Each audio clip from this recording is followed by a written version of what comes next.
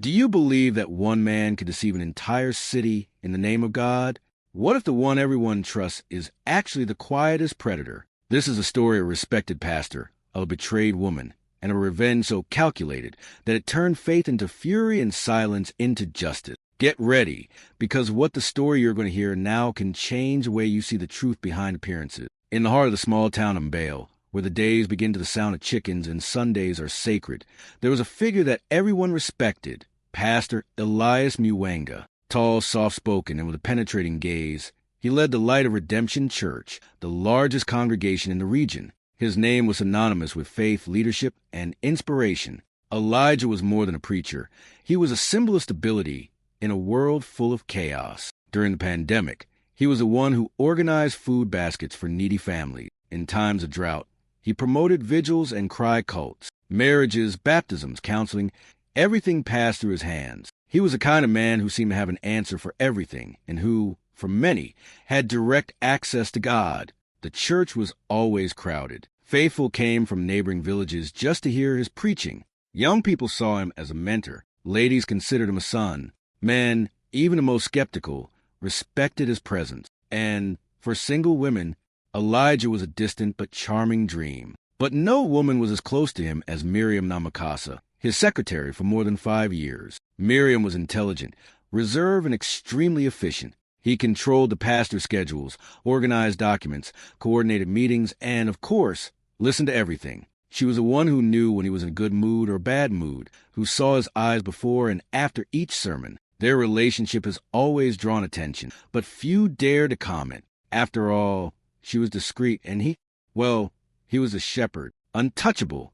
But not all that glitters is gold. Miriam, over time, began to see beyond the white robes and the serene smile. There were details, quickly deleted messages, late-night phone calls, unscheduled dates. And what she discovered, slowly, was tearing up the perfect image that the city loved. Pastor Elijah was not just a man who spoke to God. He was also someone who knew how to hide what he was doing very well away from the eyes of the congregation. And Miriam was about to enter a path of no return. Miriam Namakasa was not just a secretary. She was the administrative heart of the Light of Redemption Church. In her early 30s, attentive eyes and a posture that mixed respect and firmness, she was seen as an example of a working woman. Almost everyone in the community knew her, and many even admired her, especially for being able to cope with Pastor Elias' busy schedule and constant requests without ever losing her composure. But what no one knew was that Miriam had delved deeper into the pastor's life than anyone had imagined. And this did not happen suddenly. At first, it was just work. Long meetings to organize events, community dinners, mission trips. Then came the confidences. "You're the only one I trust," he said, in a soft voice and a look that seemed to pierce his soul. Gradually, Miriam began to feel special. And who wouldn't? It was as if she had been chosen to be next to a holy man, someone above the rest. Over time, the boundaries began to disappear. A hand on the shoulder that lasted a few seconds longer. A compliment on her outfit. Invitations to pray alone at the end of the day. And then came the unexpected kiss, but full of intention. After that, there was no turning back. The relationship between the two has intensified in secret. He said that his marriage was destroyed, that it was only maintained by appearance. She promised that one day everything would change, that she would be the first lady of the church. Miriam believed, loved, and, above all, he gave himself completely. But there was something that bothered her. No matter how intimate they were, Elias never left a clue. No compromising messages, no photos together, no words in public. Whenever they were among other people, he acted as if he was just their respectful but distant boss. And it began to erode something inside her. Over time, Miriam began to notice how much she knew and how dangerous it could be. Names, schedules, habits, secrets. She had access to everything. And unintentionally, he became the guardian of a double life that Elijah did everything to hide. But secrets, at some point, turn into traps. At first, Miriam thought she was living a story of forbidden love, a silent romance, hidden between business meetings and songs of praise. Each time Elijah called her to talk about church matters, she knew what was coming, and she accepted. His touch was sure, his gaze full of promise. And when she whispered that God had a plan for the two of them, she believed it. "You're different, Miriam. You understand my soul," he said, as he stroked her face in the dim light of the pastoral office. That moved her, not just for the desire, but for the idea of being chosen by someone so admired, so powerful, so holy. Escapades took place between services, after evening meetings, or even during missionary trips. Everything was done with extreme care. Miriam knew that if they found out, they would both be judged, but he always said, "Our love is greater than the rules of men." And so, week after week, she gave herself up, not just physically, but with the heart. She began to dream of a future with him. She already imagined herself married, sitting in the front row of the church, wearing long dresses and elegant hats, being called Mama Miriam by the faithful. But over time, small signs began to appear and the illusion began to unravel. Elias never gave public signs of affection. I never called at night. He never answered personal messages. Outside of secret meetings, he treated her like any other employee. "It's better this way for now," he said. But the "for now" dragged on for months. In addition, Miriam noted that there were other church matters going on with other women. Prolonged smiles, subtle touches, too many compliments. It was as if he had a step-by-step that he repeated with whoever he wanted. She tried to push away her thoughts. Maybe it was jealousy. Maybe it was insecurity. But deep down, something told her she was not the only one. That's when the seed of doubt turned into distrust. And when trust dies, something more dangerous is born. Something that feeds on silence, humiliation, and a kind of pain that only those who love too much can feel. Love has turned into uncertainty, devotion, suspicion. And Miriam was beginning to realize that maybe she was just being used. But the worst was yet to come. It was an ordinary morning, the sun still rising behind the hills of Baal, when Miriam arrived at the church as usual. Everything seemed normal, the gate ajar, the silence of the corridors before the faithful arrived. But as she walked into the office, she felt something strange. The atmosphere was different. On his desk rested an envelope, no sender, just his name written in the pastor's hurried handwriting. With her heart racing, she opened it. Inside, there was a paper folded into 3 parts. The words were few, but cutting. "Starting today, you will be transferred to the Community Events Department. Your dedication is recognized. May God continue to guide you. P.R. Elias Mwanga." No explanations, no conversation, no warning. Just one ticket. Like someone who gets rid of something uncomfortable. Miriam felt the ground disappear under her feet.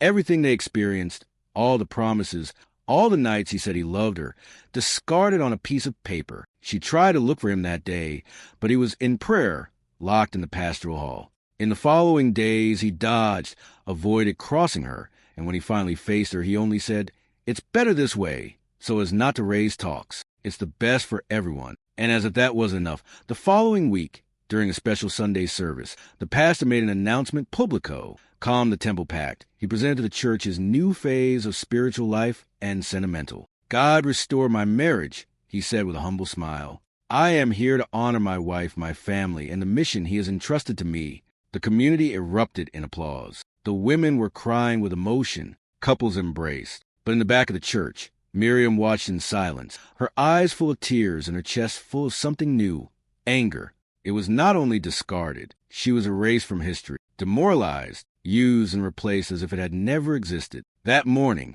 something inside her changed, and what was born there, between tears and applause, was not repentance. It was the beginning of something much darker. After the public humiliation, Miriam did not return home directly. She walked the streets of Baal, aimlessly, her head buzzing with thoughts. The man she had loved, defended, and protected for years had discarded it as someone who erases an error from paper. But as the world cheered him on, she began to see something that no one else saw. In the following days, something awakened in her an almost obsessive need to see the truth behind the sacred figure of Elijah. It was no longer just pain. It was a need to understand what else he was hiding. And then Miriam began to observe. Without anyone noticing, he began to circulate through different departments of the church. The Praise One, where young women rehearsed with locked doors. The counseling group, where he held private sessions with women in difficulty. And even the group of new converts, where newly arrived girls from the city were received with special attention, too much even. It was like lifting an old carpet and seeing the dirt accumulated for years. Before long, Miriam discovered that she was no exception. She was just another one. Elijah had built an empire of emotional manipulation, using his position as a man of God to reach out to the most vulnerable. Always the same tactics: compliments, promises of spiritual healing, invitations to prayers alone. Miriam heard stories whispered by some women, uncomfortable encounters, touches out of turn, tests of faith that seemed more like harassment than guidance. But no one denounced it. Who would have the courage to accuse the most respected man in the city? The penny dropped hard. Elijah didn't just deceive her. He made it a standard. And the cruelest? He knew that his image as the perfect shepherd was his greatest shield. He knew that no one would dare to question him. Hitherto, Miriam didn't know exactly what she was going to do, but one thing was already certain. She couldn't keep silent. What was once love has become disappointment. The devotion turned into disgust. And now, instead of tears, Miriam carried a certainty in her eyes. Pastor Elias was not a man of God. He was a predator dressed as a saint.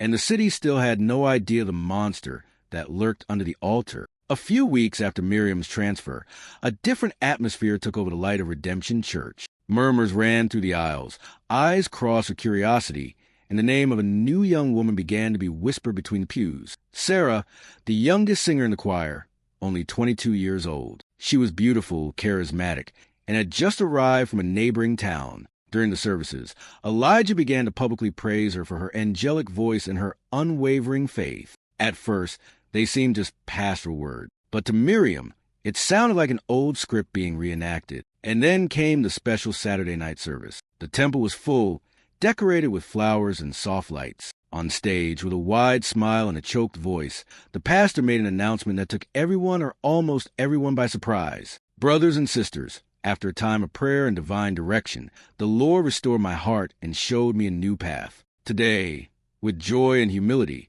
I introduced my future wife, Sarah, to the church. A thunderous applause took over the hall. Shouts of hallelujah echoed. Women were moved. The musicians played praises in celebration. And Sarah, with a shy smile, approached the pastor as he embraced her in front of everyone. At the back of the church, standing between the columns, Miriam watched everything with her eyes fixed. There was no more pain. There was contempt. She already knew about the involvement, but seeing him presenting the young woman publicly, as if he were an example of a restored man, was the last straw.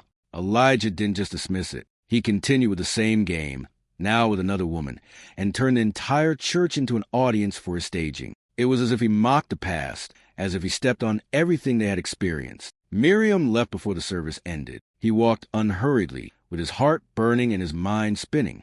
It was not just a personal betrayal. That was an affront, an abuse of power hidden under applause and hallelujahs. And it was that night that Miriam decided, if no one else would have the courage to unmask him, she would do it her own way.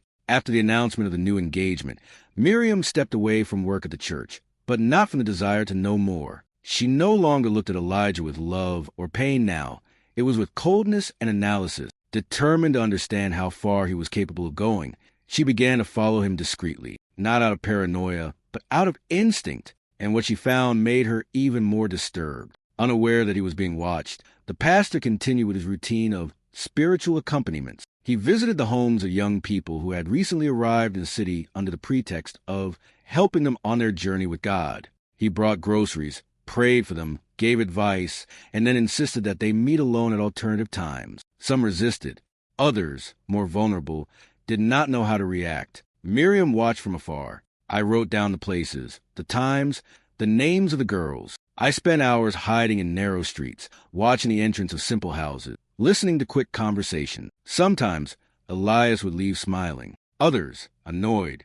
But one thing was certain. He chose his victims carefully. Young, needy, with no family around, easy targets for a man who knew exactly how to manipulate with sweetness. She also noted that he avoided any public interaction with Sarah outside of the church. The window novel only existed for the eyes of the faithful. Outside, Elias continued to hunt discreetly, as if the commitment was just another mask to keep his image intact. In time, Miriam began to talk to some of these young women, first in an innocent way, offering help, starting a conversation. One of them, shy and frightened, said that the pastor had asked her strange questions during a prayer. Another said he tried to hold her by the waist after a vigil, but they were all afraid. Fear of speaking, fear of not being believed, fear of judgment. Miriam listened to each word carefully, feeling something more powerful than anger grow within her. Responsibility. Pastor Elijah was more than an unfaithful man. He was a danger in the form of a leader. And now, Miriam knew she couldn't just watch anymore. Something had to be done, and it would be done soon. It was a cloudy afternoon, with heavy skies and still air, as if the whole city was in suspense. Miriam, as she had done in recent weeks, followed in the footsteps of Pastor Elias from a distance. He had discreetly left the church after the morning service and taken a side path towards the most peripheral area of Mbale, where the most humble and isolated houses were located. That afternoon, Miriam sensed that something was different. His hurried manner, the looks around, the way he held a black briefcase against his chest. It all sounded wrong. She followed him more carefully than ever. It was there, near a narrow alley behind one of the houses, that she saw it. Elijah had met a young woman, one of the new converts he had been spiritually accompanying. She was thin, with a naive look and simple clothes. Miriam recognized her from one of the meetings for beginners, where she was always silent, almost invisible, and then he saw the moment when everything fell apart. The pastor held the girl's arm tightly. He spoke softly, but gesticulated with authority. He tried to convince her to go with him to a room at the back of the house, saying that he wanted to pray for his release. When she hesitated, he tried to force her in. The girl resisted, frightened, with teary eyes. His hand went down to her waist firmly. Miriam, hiding behind a fence, felt her whole body freeze. Before he could go further, the young woman managed to free herself and ran away. Elijah stood there, looking around nervously, and then, as if nothing had happened, he straightened his shirt and went back the same way he came from. Miriam stood there, motionless, her heart beating fast. Something broke inside her at that moment. It was no longer about personal revenge. It was about all the girls, about the dirty power that man wielded behind faith. The next day, Miriam looked for the young woman. With patience, he gained his trust. The girl, trembling, told everything, every word, every gesture, every fear. It was there, in that conversation, that Miriam decided he needed to pay, not only with words, but with something that marked his soul forever. After hearing the young woman's account, Miriam did not sleep for days. The scenes came back to his mind like flashes. The forced touch, the frightened look of the girl, the coldness of the shepherd when he composed himself. Something inside her changed. It wasn't just anger, it was a sense of urgency. Someone needed to stop him. She tried to think of legal means, report it to the police, talk to the elders of the church, but he soon discarded it. The city still idolized him. The victims were afraid, and she alone would be seen as the injured ex-wife, the disrespected secretary. It was not enough just to expose. Something was needed that could not be denied, something definitive. It was then that an idea, dark and precise, began to take shape. In the nearby village, there was a man known as Ameo, a former military man who lived in isolation. His story was known. Years ago, in a troubled relationship, he had contracted HIV. Since then, he has lived on the margins of society, surviving with the help of NGOs and sporadic donations. Miriam knew him from afar. He knew his condition, and he knew that he, like so many others, had also been discarded by life. One day, she went to his house. He brought food, listened to his story. He won his trust. "I need some help. It's delicate," she said, her voice firm. Simon looked at her for a few seconds. He didn't ask for many details. He only replied with a tired sigh, "If it's for justice, that it be done." Miriam got what she wanted. A small syringe with Sameo's blood, stored carefully and wrapped in several layers of plastic. He knew exactly how he would use it, and when, days later, Pastor Elias sought her out, he sent a simple message: "We need to talk." In particular, it was the same old game. But this time, Miriam smiled as she read. She replied, "Of course, you can come tomorrow after the service. I'll be here." That night, she prepared everything. The environment, the body, and the mind. I knew that Elias would fall easily. He always fell. Only this time, it would be different. This time, there would be no turning back. She was no longer looking for love, nor explanations. I was seeking justice. That morning service was like any other. Hymns, hallelujahs, prophecies. Pastor Elias preached with energy, raised his voice, talk about restoration and forgiveness. But Miriam, sitting in the back, listened coldly. He knew that, in a few hours, the real message would be given and would not come from his mouth. In the afternoon, as agreed, Elias appeared at the old pastoral office. He was elegant, fragrant, with a countenance of someone who believed he was in control. He greeted Miriam with a nostalgic smile, as if nothing had happened between them. "You're still as beautiful as ever," she said, sitting on the leather couch. Miriam served him tea, as she did in the old days. She sat down next to him. The conversation started lightly, as if it were a memory of good days. But soon he approached, putting his hand on her leg, and whispered, "I miss what we had. We can go back to what it was before, just the two of us." She looked at him calmly. No anger, without hesitation. "You've always had an easy time forgetting the harm you've done, Elijah." He laughed, not talking, and it was there that Miriam acted, prepared. She pretended to give in to the moment. He didn't notice the slight scratch made on her skin when an object disguised as a prop, a small sharp steel earring, previously soaked in contaminated blood, she had so carefully guarded. It was fast, painless, for him, imperceptible. But for Miriam, it was like nailing a cry in the silence of so many victims. After that day, she disappeared for a while. He moved to an aunt's house in another city. I didn't want to see him anymore. He had already done what he needed to do. Weeks later, the rumor spread. Pastor Elias was ill, but they still couldn't find out what he had. Losing weight, coughing, losing strength. Some said it was witchcraft. Others said it was divine punishment. But Miriam knew and smiled silently. The man who once played the saint now carried, within his own body, the weight of his hypocrisy. Every cell you would remember day after day that there's a limit even to those who pretend to be a servant of God. Pastor Elias' health condition worsened every week. The congregation no longer saw him in the services. The rumors spread like fire in dry grass. Some said he was possessed, others that God was testing him. But no one had the courage to ask directly. After all, he was still the man of God. But as he languished in the dark room of his home, secluded and covered in sweaty sheets, something much larger was being prepared out of his sight. One of the young women he tried to force, the same one Miriam saw in that alley, decided she couldn't keep quiet anymore. He looked for Miriam on her cell phone, crying, saying that she needed to get it off her chest. And she was not alone. 3 other girls also gathered, all with similar stories. Forced touches, manipulative words, emotional blackmail, disguised as prayers. With the support of Miriam, who decided to return to the city for a few days, they organized themselves. They scheduled a meeting at the home of one of the mothers in the community. They invited some church leaders, older women, close neighbors. And that weekend, sitting in plastic chairs under a huge mango tree, the truths came to light. They were not screams. They were reports, details, pain, silence followed by tears. Each girl told her experience, and the reactions multiplied. Shock, revolt, denial, until indignation took over everyone. The image of the man of God collapsed right there under the shade of the tree, while mothers wept and neighbors looked at each other in disbelief. That night, the women went out in groups. They went to the local police station. With courage and Miriam's evidence in hand, they filed a formal complaint. It didn't matter anymore the fear.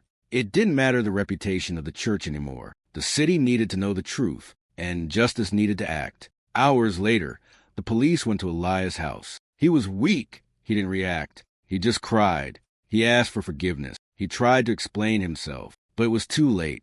The crowd that had once cheered him now looked at him with disgust. The pastor who preached about purity had revealed himself to be a predator, and the victims, previously silent, finally found the strength to speak out.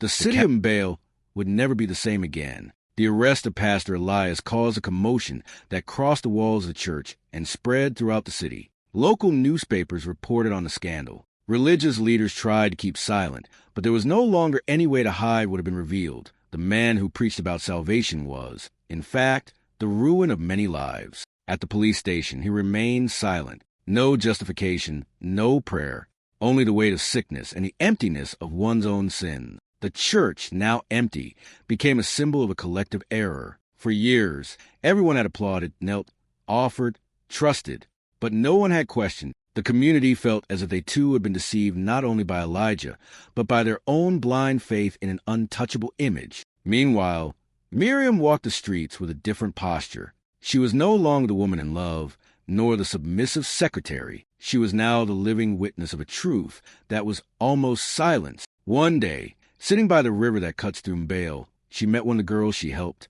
The young woman, now smiling, thanked her. He said that for the first time he could sleep peacefully, that he no longer felt guilt nor fear. Miriam just smiled. She did not answer. I didn't even need to. Justice had been done, not with gunshots, not with shouts, but with courage, with truth, and yes, with blood not shed, but chosen. Elias, sick, isolated, and ashamed, was now just a name on a police record. The pastor fell, and with it, the mask that sustained so many abuses fell. But the most important thing is that, from the ruins, something new was born: respect, union, and the certainty that no voice should be silenced, no matter how much they try to disguise it as holiness. Not every smiley face carries good intentions, and not every sacred title represents true holiness. Corrupted power, when it is not confronted, becomes a weapon against the most innocent. This story reminds us that silence protects the aggressor, but courage frees the victims. Miriam was not perfect, but it was human, and in the midst of his pain, he chose to transform his weakness into a voice. Let this serve as a warning. Do not idolize those who hide behind the faith. Question, note, protect those who cannot protect themselves, because, in the end, true righteousness does not dwell in the pulpit. It dwells in the truth. If this story moved you, don't leave quietly. Enjoy this video to let more people know the truth behind appearances. Share it with someone who needs to open their eyes to the dangers of false power. Subscribe to the channel to receive more real stories like this. And in the comments, answer honestly. Have you ever witnessed something like this? What would I do if it was you? Because when we speak, the truth spreads. And when the truth spreads, no one is left alone.